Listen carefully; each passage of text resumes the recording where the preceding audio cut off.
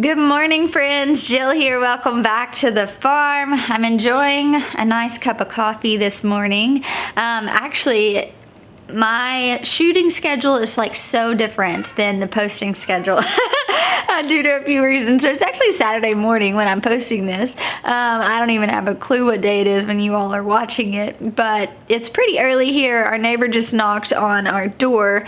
Nathan and I noticed yesterday when we were feeding and watering animals that back in our pig pasture where our mama is, this massive tree fell, like a massive branch from it, and it destroyed our fence. We have to redo, but then it also fell on our neighbor's chain link fence, and we were like, oh man. So we knew that this was a project we were gonna have to tackle, cutting the tree, repairing fence, their fence, things like that.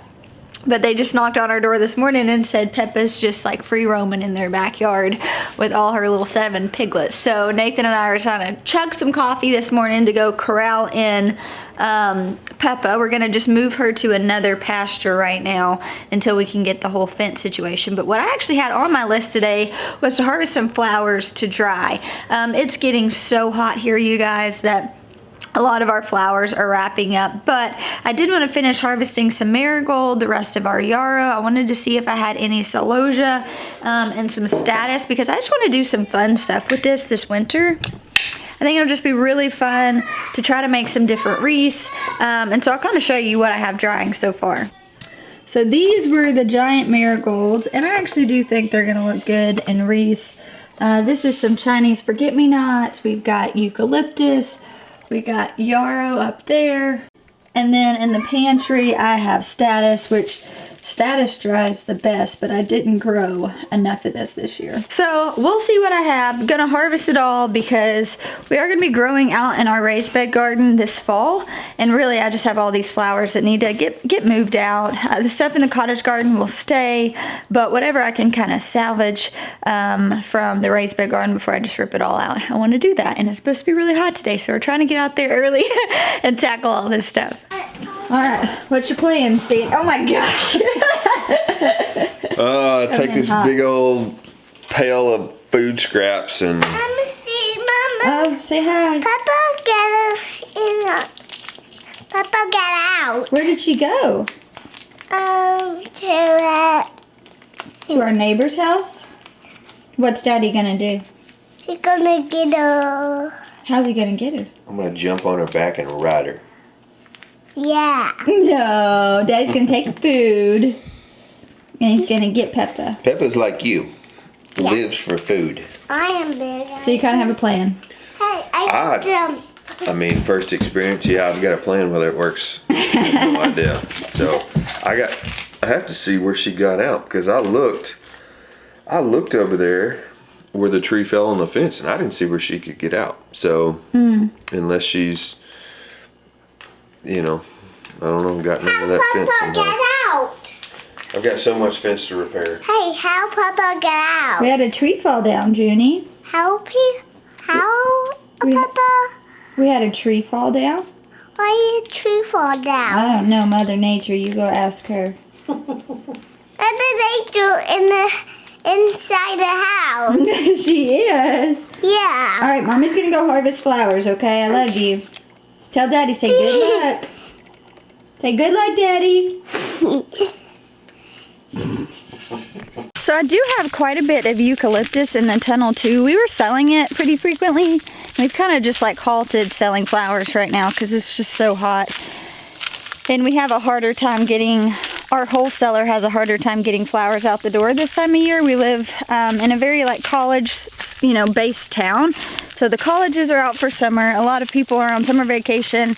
So we've just kind of halted all of that. But the eucalyptus, I wanted to try my hand at like turning it into an oil. I have no idea if I can do that, but I buy eucalyptus oil all the time.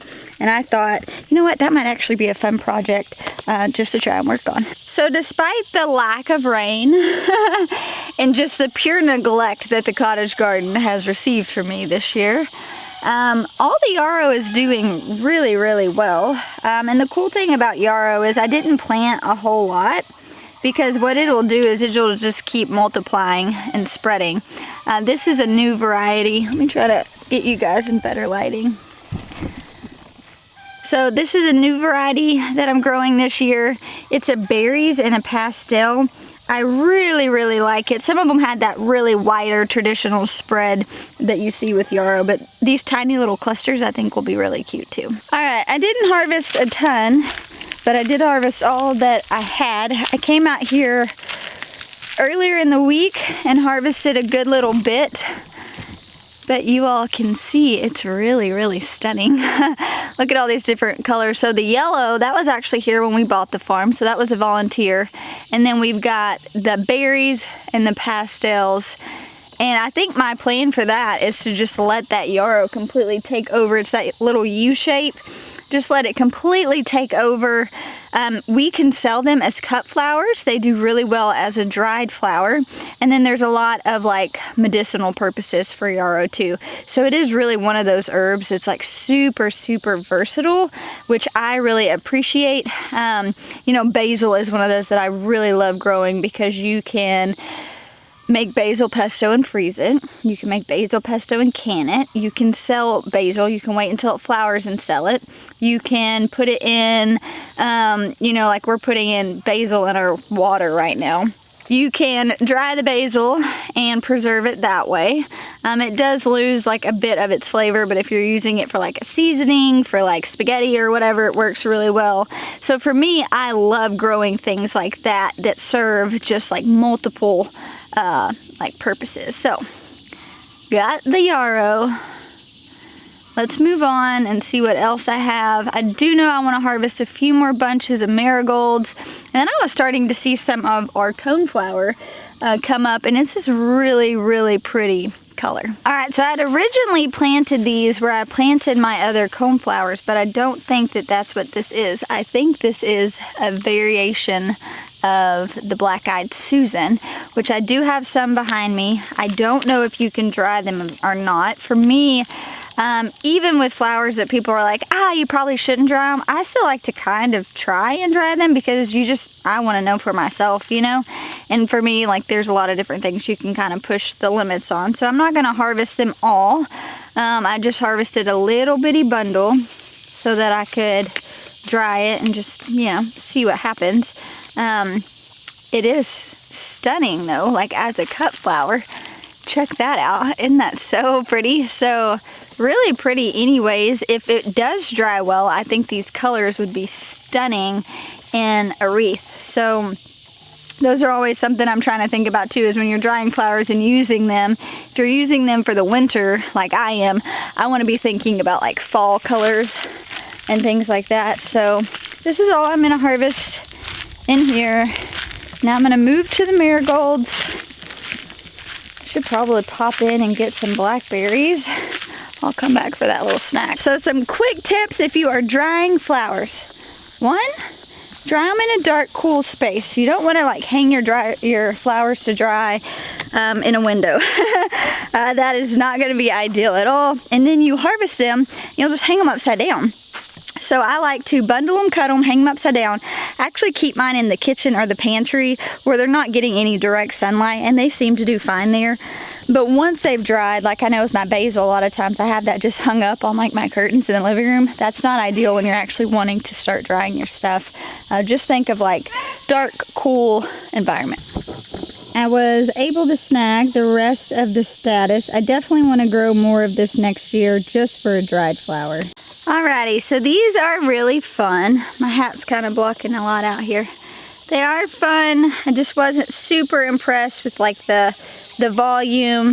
The stem length was, or like the thickness of the stem. We'd have some that were just like so massive that we couldn't even sell. So this will be fun just to kind of have these as little like dried arrangements to play around with. But I certainly don't think I'll be growing these again. I didn't even plan on like saving the seeds from these. Another fun thing that I dry that I know when I think I mentioned this to a couple people and they're like, oh, I'd never heard of that before. I take sunflowers that like aren't grade A that we can sell, so like grade B, that maybe they have something messed up with the petals or whatever, I'll cut those and let them dry, and they are stunning. So I use these for just like decorations in my house. I have put them in wreaths before. I've even like taken all the petals off, so it doesn't matter, you know, if the petals aren't good. So I'll just leave those all on the vine, cut them, dry them. Perfect for the fall. All right, I'm sweating my butt off, so I'm gonna finish. I'm gonna get 2 more bunches of marigolds, go see if we have sunflowers, and then check on Nathan to see if he ever got Peppa back in where she belongs.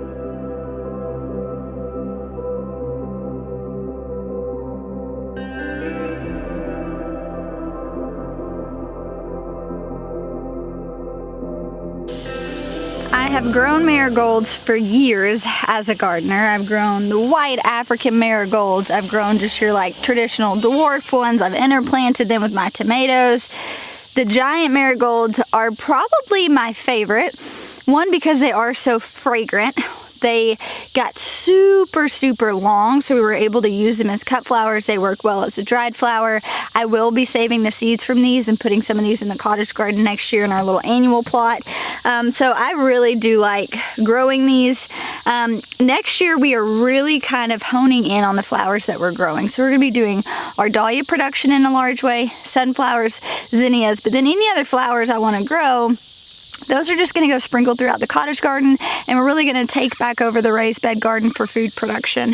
So just kind of figuring out like what our market was this year was a really good learning opportunity. And I also think we grew so many experimental things, and those were great, and some of those I loved, but then really what I found is that it was a lot of time commitment learning how to trellis and care and tend to all these different varieties. So I do think that's important, whether you're growing flowers or vegetables.